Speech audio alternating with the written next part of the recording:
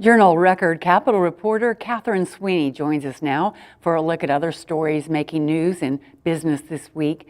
Catherine, Oklahoma's recently enacted DUI bill was struck down this week by the Supreme Court. What happened? And is that the end of it? It is not the end of it. The bill did a lot of different things, which was part of its problem. The author, Senator Kim David, was trying to reform DUI laws. They can be really complicated for the people who end up getting arrested for a DUI. They can be really expensive, so the goal was to streamline this process.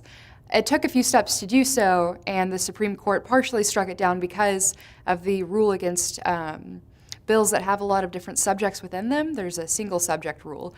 That was one of the things that was a concern. Another was that it had 14th Amendment concerns, due process.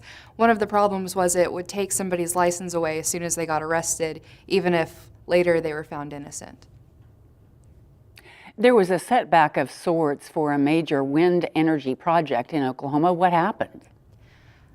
A company in Oklahoma is trying to build a new wind project, and it's going to cost about $4.5 billion.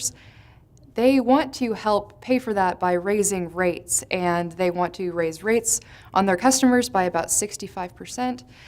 That would be too expensive, is what Attorney General Mike Hunter is arguing. He's saying they're not following the law by doing this, and so he's asking regulators to deny their permit. The Homeland Security Council has canceled a bioterrorism test in Oklahoma. What is the issue there? So these agents have been testing some biological and chemical substances in this area. They are releasing them into the air inside of some buildings.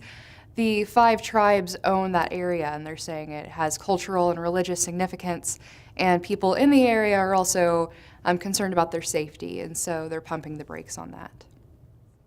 Disposal well fees could soon be increasing. Tell us more.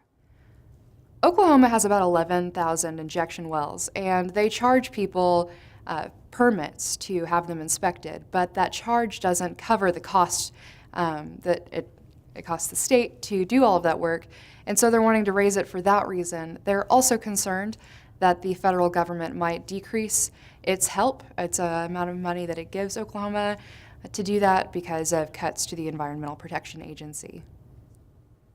Catherine Sweeney with the Journal Record. Thanks for being with us. Thank you for having me.